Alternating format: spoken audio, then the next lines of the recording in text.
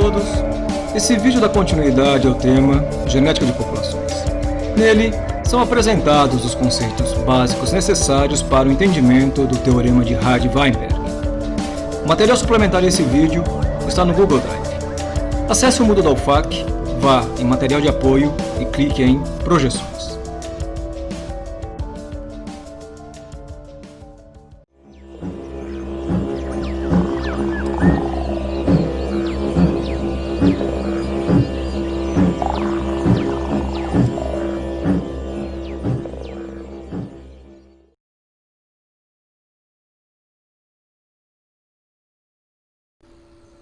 Antes da gente tratar do Teorema de Hardy-Weinberg, vamos fazer uma pequena revisão em dois conceitos que a gente viu em um vídeo anterior. Então, o primeiro conceito que a gente vai revisar é o conceito de pool gênico. O que é isso? Vamos tentar visualizar. Imagina que eu tenho 3 locos. Imagina que eu tenho no loco 1 2 alelos, no loco 2, 3 alelos, e no loco 3, 4 alelos. O que é esse pool gênico? Esse conjunto de genes aqui é meu pool gênico. Cada indivíduo diploide, então se eu imaginar aqui um par de homólogos, com 3 locos gênicos, cada indivíduo diploide pode ter, no máximo, 2 alelos tirados desse pool gênico. Então, essa é a ideia de pool gênico. Você pode fazer uma analogia. Imagina um grande recipiente. E dentro desse recipiente, os alelos, em grande número. Muitas cópias de A grande, muitas cópias de A pequeno, muitas cópias de B grande, muitas cópias de todos em grande quantidade. Quanto maior é o tamanho da minha população, maior é o tamanho do meu pool gênico. Só que esses genes presentes dentro dessa grande bacia, eles estão sempre em dose única.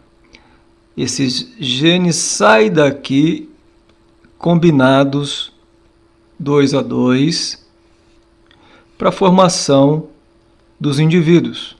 Então, esse pool gênico é como se fosse os genes separados dentro dos gametas.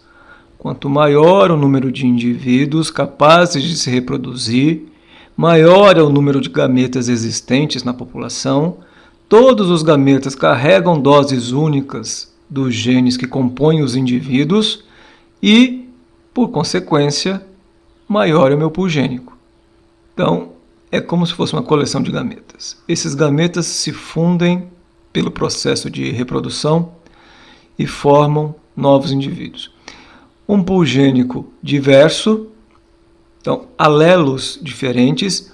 O loco A, por exemplo, tem apenas 2 alelos. O loco C tem 4 alelos. Então, o loco C, em termos genéticos, é mais variável do que o loco A. Todos esses alelos vão estar da mesma forma presentes aqui no pool gênico. Em condições de grande diversidade genética, quanto maior a minha população, maior é o meu pool gênico. Agora, eu posso ter situações como ausência completa de variação genética, eu continuo tendo um pool gênico, mas esse pool gênico, independente do tamanho da população, só vai produzir indivíduos de uma única maneira. Todo mundo igual.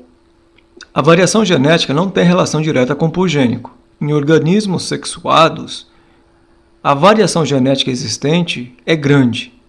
Isso está refletido diretamente na diversidade que você encontra de diferentes alelos formando os gametas. Se você compara populações com reprodução sexuada e populações com reprodução assexuada, a variação genética é bem maior nas populações que se reproduzem de maneira sexuada.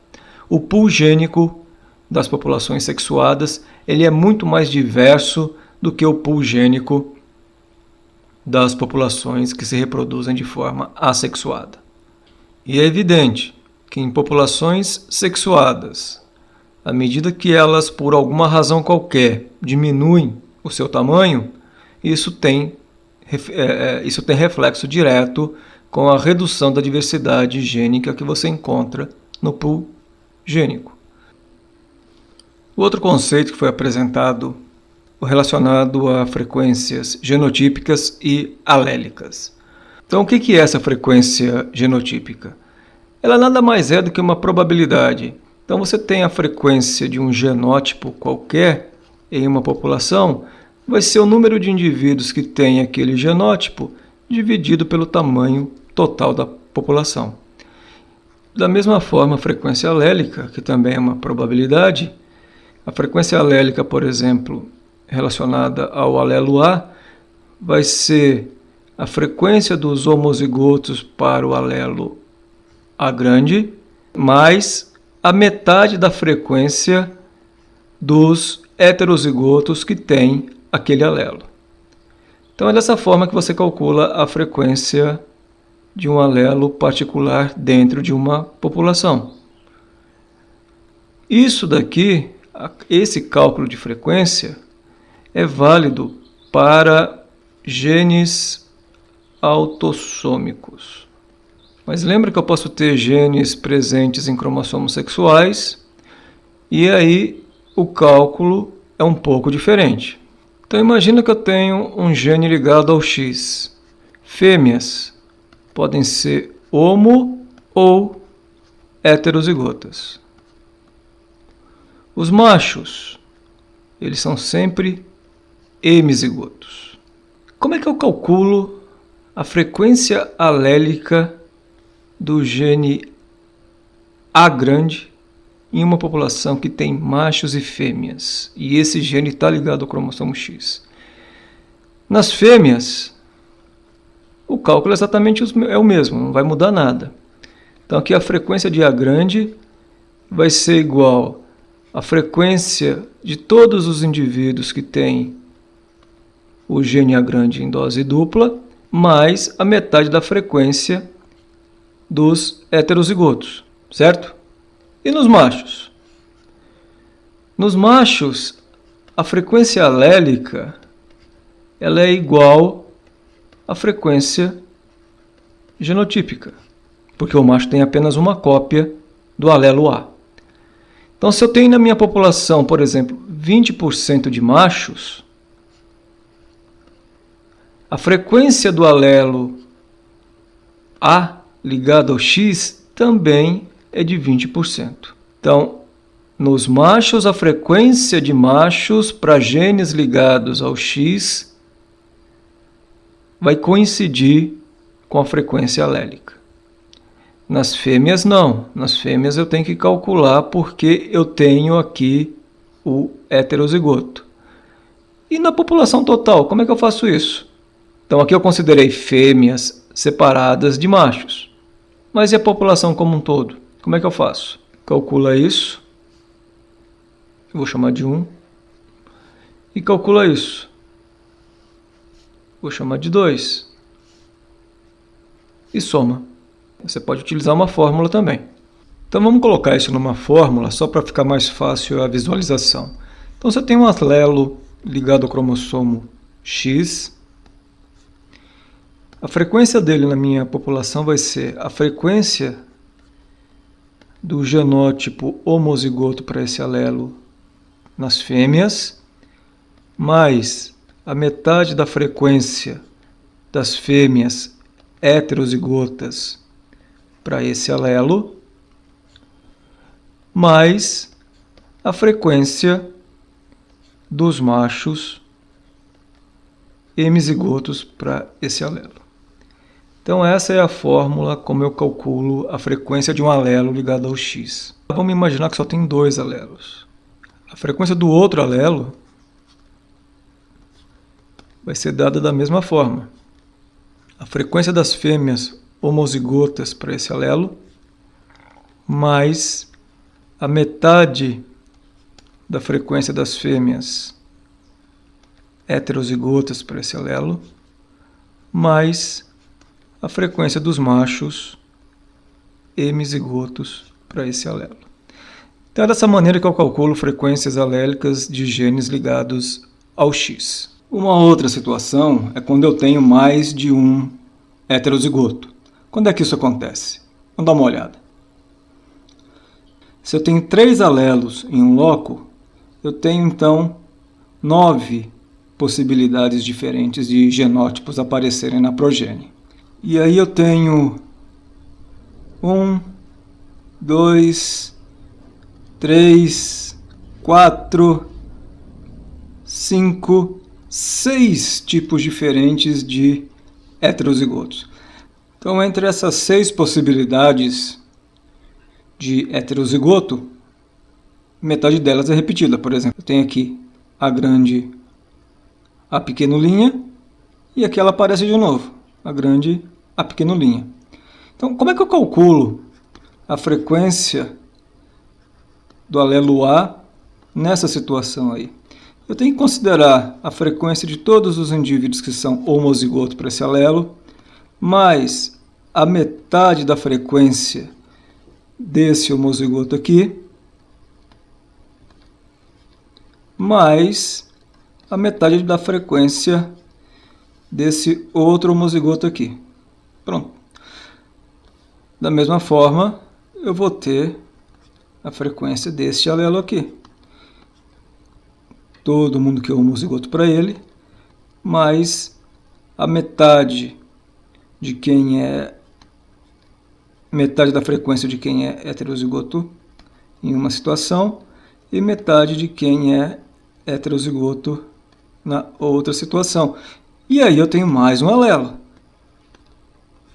Qual a frequência desse? Vai ser a frequência de todo mundo que é homozigoto para ele, mais a metade da frequência dos heterozigotos que tem uma cópia dele. E assim eu calculo para quantos alelos tiver. Claro que em situação de sala de aula isso dificilmente é feito. E em situações de trabalhos, de pesquisas realmente com genética de populações, o número de alelos encontrados, às vezes, para um determinado loco, é absurda. Então, você normalmente usa programas para fazer esses cálculos. A gente não faz isso na mão. Mas isso a gente vai ver posteriormente. E é claro que essa ideia pode ser estendida para genes ligados ao cromossomo X com mais de 2 alelos também. A forma de resolver problemas relacionados a cálculo de frequência genotípica e alélica segue sempre a mesma mecânica, não muda.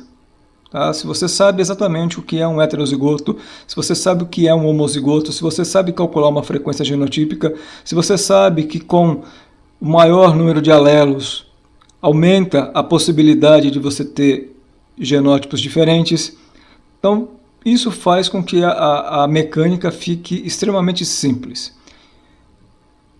É isso. Vamos passar agora para o teorema de Hardy-Weinberg.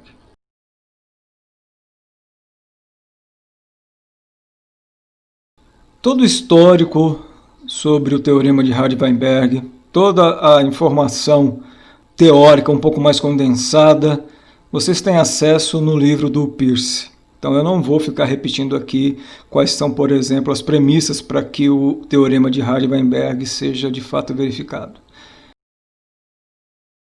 Vamos começar a pensar no teorema de Hardy-Weinberg usando o nosso velho conhecido quadro de Punnett. Está aqui. Um loco com 2 alelos. Eu vou usar heterozigoto somente por conveniência. E aqui eu vou pôr alterado, só para não parecer que é igual.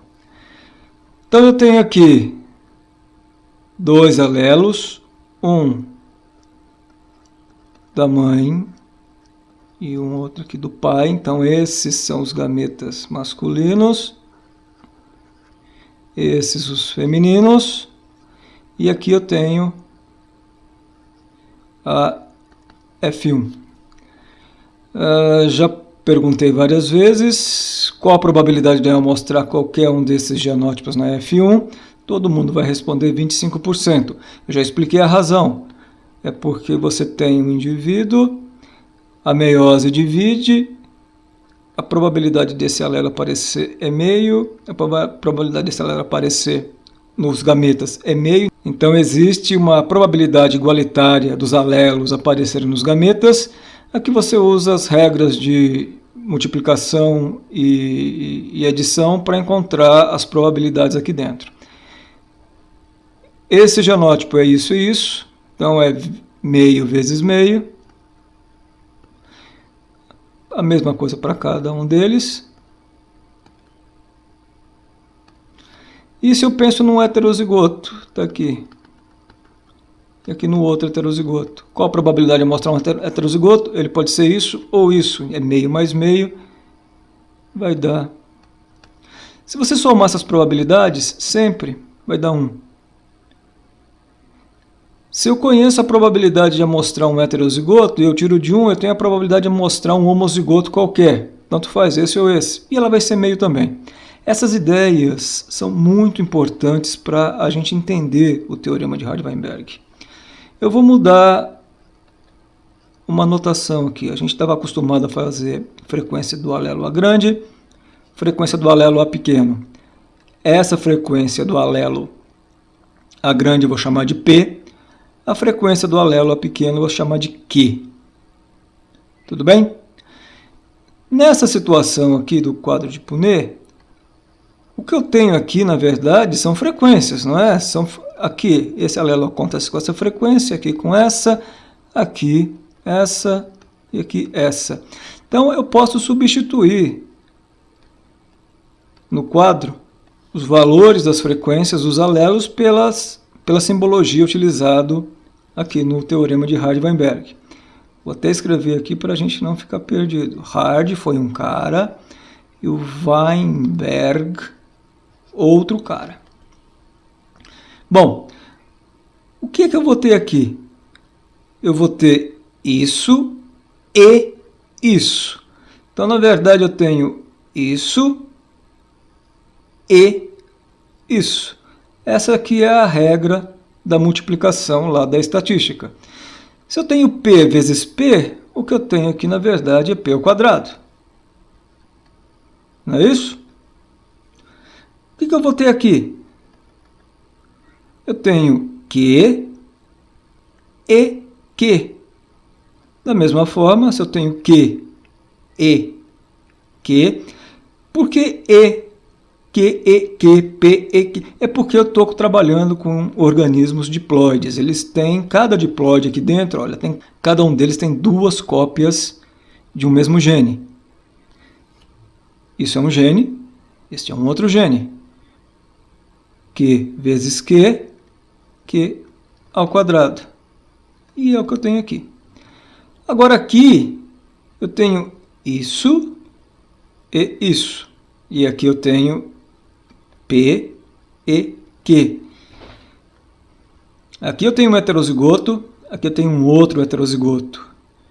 Para juntar os dois em uma única coisa, quer dizer que ele é isso ou isso. Se eu tenho PQ ou QP, eu tenho 2PQ. Isso é lá da matemática também. Pronto. Então, eu posso mudar a minha forma de pensar. Se eu perguntar para você, em uma população em equilíbrio de Hardy-Weinberg, para um loco com 2 alelos, qual a probabilidade de eu amostrar um heterozigoto qualquer? Você pode me responder. Vai ser P ao quadrado mais Q ao quadrado. Isso corresponde a esses 2 homozigotos. Qual a probabilidade de eu amostrar um heterozigoto? Se a população está no equilíbrio de Hardy-Weinberg e se existem 2 alelos, essa probabilidade é 2pq. E se eu somo essas partes aqui, lembra que isso daqui se refere a uma frequência relativa, Se eu somo as partes, eu obtenho o todo. E aí você agora pode brincar do jeito que você quiser. Se eu tenho a frequência dos homozigotos, subtraio de 1, tenho a frequência do heterozigoto. Se eu tenho a frequência do heterozigoto, subtraio de 1, tenho a frequência dos homozigotos. Qual é a probabilidade de eu mostrar esse homozigoto em particular aqui? Se a população está no equilíbrio de Hardy-Weinberg e eu tenho um loco com 2 alelos, essa probabilidade é de P ao quadrado. Qual a probabilidade de eu mostrar esse outro homozigoto aqui? Repetindo, se existem só 2 alelos nesse loco e se a população está no equilíbrio de Hardy-Weinberg, a probabilidade é Q ao quadrado. Vamos colocar uns números. Eu estou dizendo que a frequência do alelo A grande é igual a P e a frequência do alelo A pequeno é igual a Q. Eu vou dizer que a frequência de P é igual à frequência de Q, que é igual a meio. Então, os 2 alelos, só existem esses 2 alelos na população, e cada um deles acontece com a mesma frequência, meio.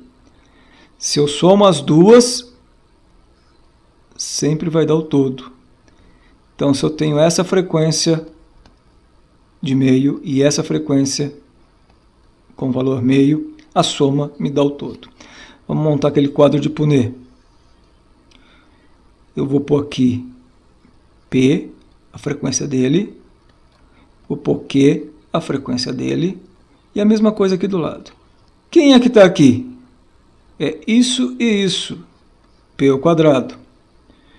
Qual a probabilidade de eu amostrar esse homozigoto aqui, se a população está no equilíbrio de Hardy-Weinberg? Na verdade, eu tenho um único loco. Então, qual a probabilidade de eu amostrar esse homozigoto aqui, caso o loco esteja no equilíbrio de Hardy-Weinberg e eu tenha apenas 2 alelos com essas frequências que estão aqui? Vai ser meio ao quadrado, que é igual a 0,25. Este outro homozigoto aqui, ele vai ocorrer com a frequência, e da mesma forma, dada essa frequência do alelo, o valor aqui é 0,25.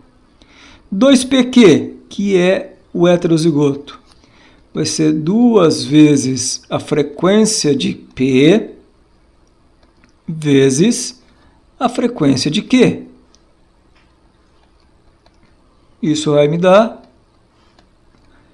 E esses valores já são conhecidos de vocês. Então, qual é a probabilidade de eu mostrar um homozigoto qualquer em um loco no equilíbrio de Hardy-Weinberg, sendo que esse loco só tem 2 alelos? 50%. É a mesma probabilidade de eu mostrar um heterozigoto. Agora, se eu estou procurando um homozigoto em particular, os valores são outros. Certo? Vamos fazer um outro cálculo aqui. Vamos supor que P tem uma frequência de 0,8 e Q tem uma frequência de... O que falta para 1? 0,2. Eu só tenho esses 2 alelos. A população está no equilíbrio de Hardy-Weinberg. Com que frequência os genótipos devem aparecer?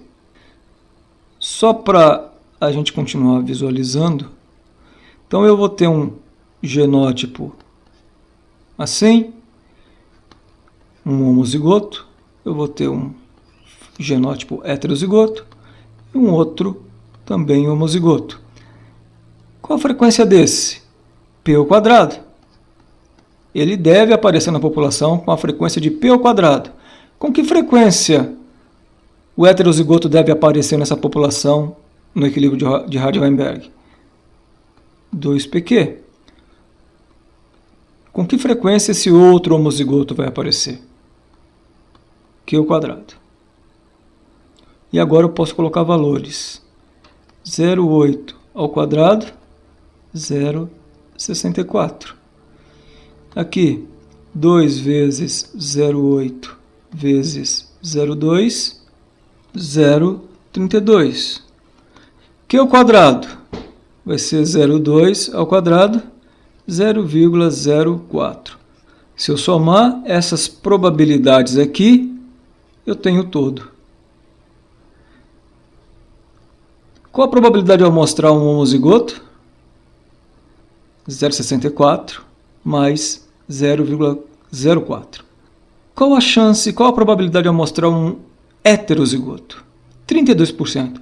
Por que eu tenho maior probabilidade de amostrar homozigotos do que heterozigotos? A resposta está aqui. É porque um dos alelos ocorre com uma frequência muito maior do que o outro.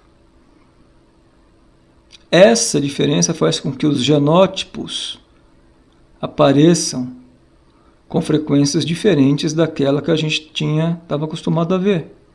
A gente acostumou com isso, não foi?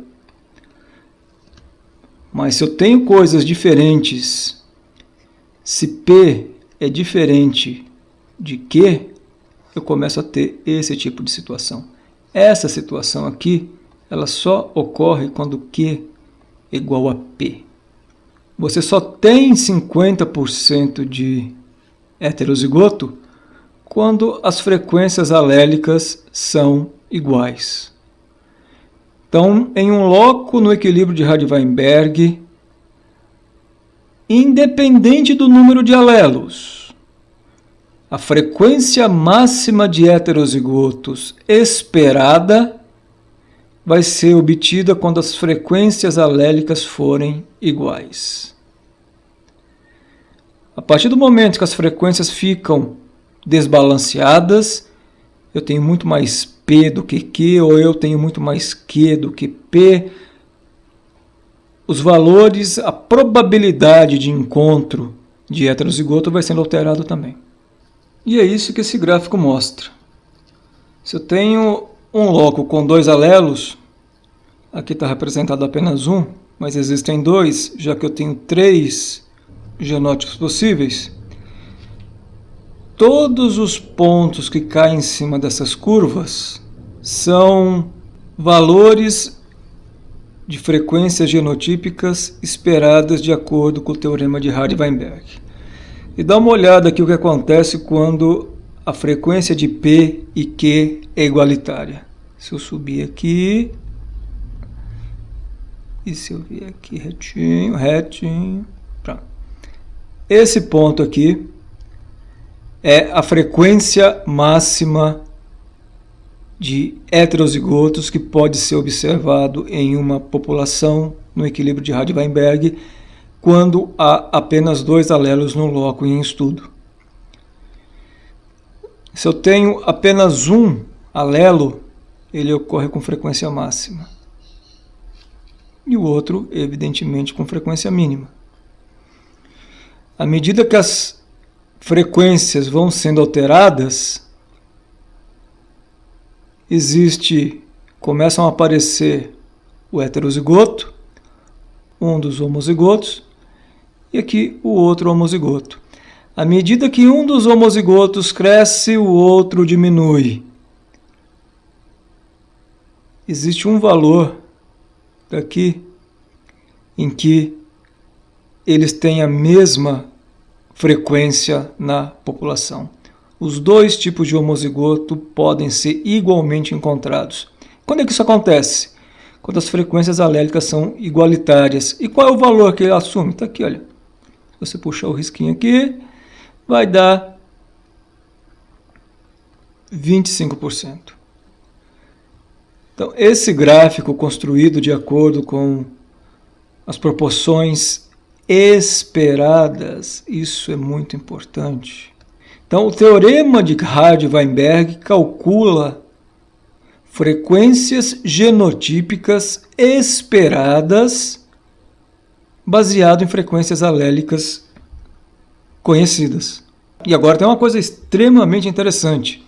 Se você tem uma frequência genotípica observada, é aquela que você tem contando. E você tem uma outra esperada, Então, essa daqui é estimada através de Hardy-Weinberg. Essa daqui é a contagem. E agora você pode comparar as duas. E a comparação é feita novamente com o nosso amigo Q².